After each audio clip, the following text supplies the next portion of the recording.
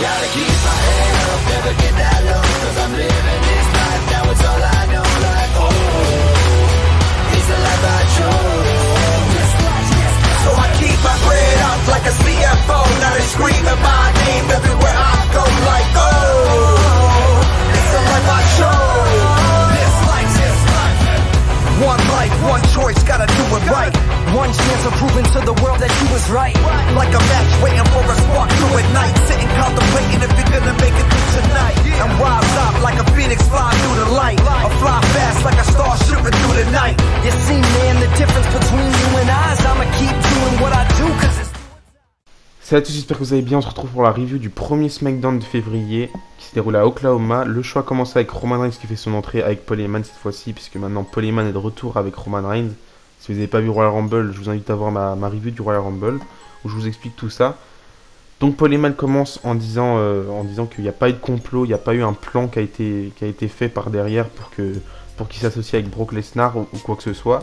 Que juste il avait fait la pire erreur de sa vie en trahissant Roman Reigns, même s'il n'a pas réellement trahi, il a juste dit qu'il voulait protéger Roman Reigns de Brock Lesnar, alors que maintenant il dit l'inverse. Enfin bref, il s'excuse de tout ça, il dit qu'il a fait la pire erreur de sa vie, etc., etc. Ensuite, il demande à tout le monde de reconnaître Roman Reigns, jusqu'au moment où Goldberg fait son entrée, donc la musique Goldberg arrive, comme d'habitude. C'est un petit peu prévisible, puisqu'on avait eu 2-3 rumeurs le jour d'avant. Non, même le jour même, on a eu des rumeurs pour Goldberg. Du coup, Goldberg rentre dans le ring. Au début, il dit qu'il reconnaît Roman Reigns. Donc là, Roman Reigns, il est un peu choqué. Il se dit, oh, c'est bien, il a changé Goldberg, il est sympa. Puis après, Goldberg, il dit, je te reconnais en tant que ma prochaine victime. Donc voilà, comme d'habitude, Goldberg, il arrive, il catch même pas, il gagne même pas une opportunité.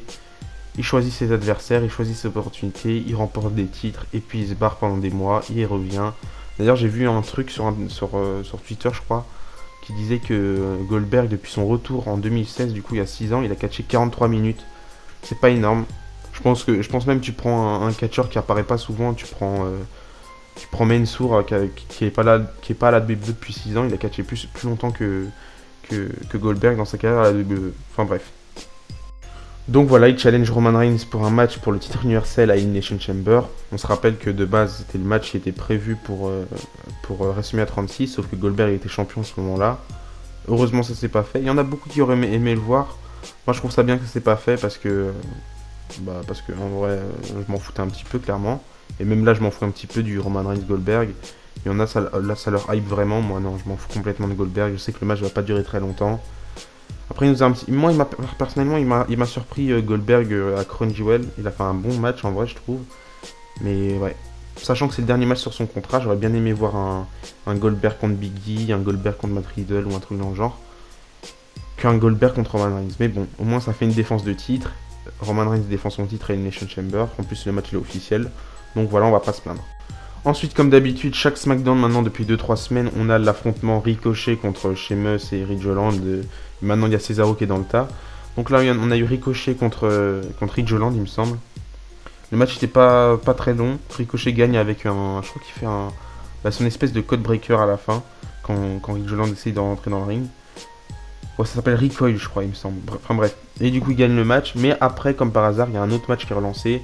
Un tag team match, Cesaro et Ricochet contre Sheamus et Ridge Holland.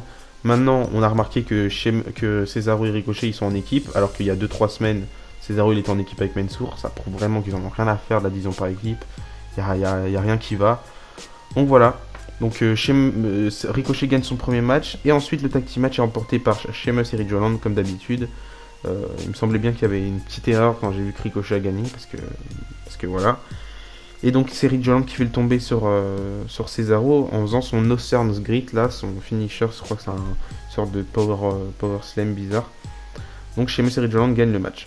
Ensuite, on a eu un autre match. Ce SmackDown là, je l'ai trouvé assez bizarre parce qu'il y avait que des matchs. En vrai, c'est bien, hein, mais les matchs ils étaient assez courts en soi. Mais il n'y avait pas trop de construction sur certaines choses. Mais là, quand même, on a un match pour construire leur match à Elimination Chamber. Les Usos contre Viking Raiders. Là, on a eu Jimmy Uso contre Eric, il me semble. Le match était assez court en vrai aussi, comme d'habitude. Et Jimmy Uso gagne son match en faisant son Uso Splash sur Eric pour la victoire.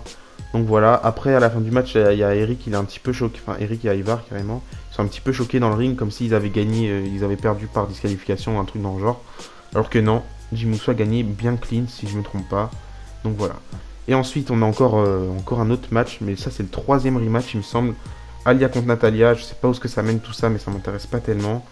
Je sais qu'ils pensent qu'ils font la bonne chose en pushant Alia face à Natalia. Ils se disent Natalia elle a fait son temps.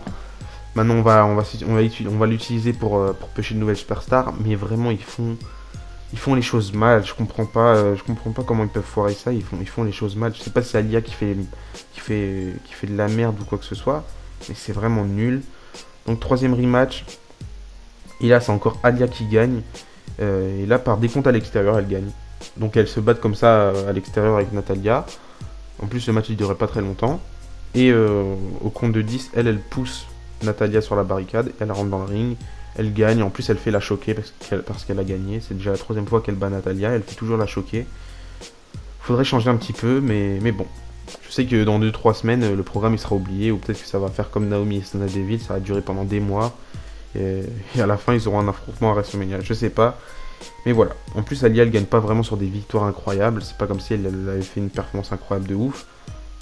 Une fois elle fait des petits paquets. Une fois elle gagne par disqualification. Là par décompte à l'extérieur. Donc voilà. Ensuite on a un segment avec McIntyre qui s'exprime suite à son retour au Rumble. Il dit normalement il devait être absent plus de temps. Mais qu'il a tout fait pour revenir le plus rapidement possible. Puis il nous parle de Happy Corbin, de Madcap Moss. Happy Corbin il débarque. Je vais l'appeler Baron Corbin, je préfère. Baron Corbin il débarque. Madcap Moss lui aussi. Il y a Drew McIntyre qui le menace avec son épée, là, son truc. Je sais plus comment ça s'appelle. Enfin bref, j'ai pas trop compris ce qui s'est passé. Et je vais pas vous mentir, j'ai pas cherché à comprendre. Parce que c'est pas un programme qui m'intéresse tant que ça. De toute façon, on sait maintenant, dès qu'il y a un truc de transition, dès qu'il faut faire patienter un catcheur, on le fait taffer face à Corbin et ça fait le taf. Enfin bref, à la fin il fait un Claymore Kick à Madcap Moss qui saigne je pense un petit peu. Je crois que j'ai vu ça sur Instagram, il était un petit peu ouvert à l'arcade. Enfin bref, et à la fin McIntyre il dit que chaque semaine il va faire vivre un enfer à Happy Corbin et Madcap Moss. Donc voilà. Juste après en backstage on a Sami Zayn qui est avec Adam Pearce et Deville. Sami Zayn il vient pour savoir quand il aura son match de championnat face à Shinsuke, maintenant que Shinsuke est apte à catcher. Adam Pearce et Deville lui propose un match dans une semaine. Mais Sami Zayn refuse et il demande d'avoir une semaine de plus. Après ce qu'il a subi lors de l'avant-première de Jackass Forever. Pour ceux qui n'ont pas vu, il s'est fait... il était à l'avant-première de Jackass Forever du coup. Et il s'est fait électrocuter un peu comme à SmackDown il y a quelques semaines. Donc voilà, maintenant il aura son match de championnat dans 2 semaines. Donc voilà, après on a Natalia qui arrive. Natalia se plaint un petit peu de son match, de comment elle a perdu illégitimement. Et elle propose, elle demande un rematch la semaine prochaine. Mais cette fois-ci dans un match où on pourra gagner seulement par soumission ou par tombée. Donc on sait qu'on aura déjà un 4e rematch pour la semaine prochaine. Et il faut s'attendre à avoir encore plus de rematchs, donc voilà. Ensuite on a Sami Zayn qui fait son entrée pour aller en ringside pour le match qui suit. Donc Shinsuke Nakamura va affronter Jinder Mahal dans un match 1 contre 1 normal. D'ailleurs ça fait bizarre de voir ce match là parce que on se dit qu'on passe du tout au tout avec la WWE. Il y a quelques années, à SummerSlam 2017, Shinsuke Nakamura affrontait Jinder Mahal qui était champion de la WWE. Et là on passe dans un match normal où ce que Shinsuke Nakamura va clairement squasher un petit peu Jinder Mahal. Du coup il remporte son match avec son Kinshasa pour le tomber et pour la victoire. Je vais pas m'en plaindre parce que je suis pas un grand fan de Jinder Mahal, mais ça fait bizarre de se dire que il y a quelques années ils étaient tous les deux dans le haut de la carte et maintenant ils sont un petit peu dans la mid-carte bloqués tous les deux. Et encore Jinder Mahal il est plus côté jobber, on va pas se mentir. Ensuite en coulisses on a encore Naomi qui rejoint Adam Pearce et Sonya Deville. Elle propose un match dans 5 minutes à Sonya Deville pour en finir avec cette histoire. Sonya Deville elle dit qu'elle peut pas parce qu'elle a un truc à faire. Du coup Naomi lui propose un match la semaine prochaine. Mais Sonya Deville lui dit qu'elle peut pas parce que la semaine prochaine elle a déjà un match. Enfin Naomi a déjà un match la semaine prochaine face à Charlotte. Du coup encore un rematch pour la semaine prochaine. Donc voilà. Ensuite avec Kayla Braxton on a Natalia. Natalia elle veut parler de son match de la semaine prochaine. Elle dit à Kayla Braxton qu'elle va aller raconter tout ça, elle va expliquer tout ça à Alia en backstage. Du coup, elle toque dans le locker room des filles. Et c'est Shali qui ouvre la porte. Du coup, Natalya se barre. Et voilà. Le dernier match de la soirée, c'est un taxi match entre le New Day, Biggie et Kofi Kingston contre Los Lotarios, Angel Garza et Humberto Carrillo. En vrai, j'ai bien aimé le match, je trouve qu'il était assez divertissant. Ça change des derniers matchs qu'on a eu tout au long de la soirée. À la fin du match, on a Biggie et Kofi qui font leur Midnight Hour comme la semaine dernière pour remporter le match face à Humberto Carrillo et Angel Garza. Donc voilà, victoire du New Day. Je sais pas où ils vont sûrement redevenir champions par équipe dans quelques mois, je pense. Mais voilà. Et d'ailleurs, c'est un peu dommage pour Biggie. Maintenant, lui aussi, il passe de champion de la WWE à bas de carte. Donc c'est un peu dommage pour lui. Et enfin, on termine avec le dernier segment. Le segment avec Ronda Rousey comme Arrow. Charlotte Flair est avec Sonya Deville dans le ring. Sonya Deville lui dit que Ronda Rousey a choisi Becky Lynch pour WrestleMania alors que c'est pas vrai. Et elle demande à Charlotte Flair de choisir son adversaire pour WrestleMania. D'abord, Charlotte Flair, elle dit qu'elle comprend que Ronda Rousey a choisi Becky Lynch parce qu'elle a eu peur d'elle, que depuis 2015, elle règne sur la WWE. Que elle, pendant ce temps-là, elle a fait quoi? Elle a joué aux jeux vidéo, elle a eu des gosses, enfin, elle n'a rien fait. Et elle dit que comme ça, à WrestleMania, ce sera maman contre maman et ce sera beaucoup plus simple pour elle. Sauf que on a Ronda Rousey qui fait son entrée, tranquillement. Là, elle a compris au bout de la 3e apparition qu'il faut qu'elle sourie, qu'elle est pas la heel dans l'histoire, qu'elle est la face. Donc ça fait plaisir, elle arrive en souriant, elle tape dans les mains des fans, tranquillement. Elle dit que c'est elle qui choisit son adversaire pour WrestleMania et qu'elle est là pour boqueter des culs en gros et qu'elle choisit Charlotte Flair. Elle dit on se retrouve à WrestleMania. Donc voilà. Charlotte Flair elle lève son titre. Elle dit que son titre c'est son bébé et qu'il est plus beau que le sien. Donc là Ronda Rousey elle commence à s'énerver. Elle enlève sa veste. On a Sonya Deville qui se montre les deux. Sonya Deville elle dit que c'est elle qui décide. C'est pas Ronda Rousey qui fait la loi à la WWE.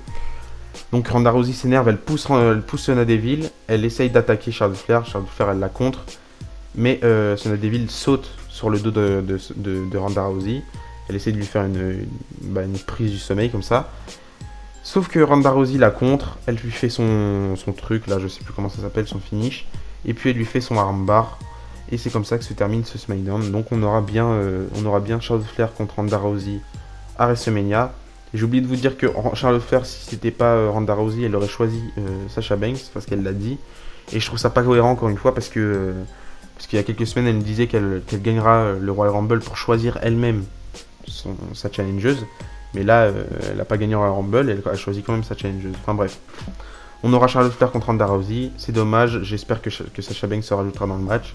Si pas, j'espère que Sasha Banks aura un match pour le titre à Mania. Elle aura enfin son Mania Moment parce qu'elle a vraiment zéro victoire à Mania, c'est un peu dommage pour elle. Donc voilà, c'est comme ça que se termine ce SmackDown. J'espère que le SmackDown vous a plu. Dites-moi dans les commentaires si vous trouvez que ça a été un bon SmackDown. Perso, je trouve qu'il était pas top. C'était assez sympa quand même, mais c'était pas ouf. Surtout que la semaine prochaine, on aura que des rematchs, donc j'ai un peu la flemme de le regarder la semaine prochaine. Mais voilà. D'ici là, je vous dis à la prochaine et n'oubliez pas, tant qu'il y a du catch et espoir. Bisous.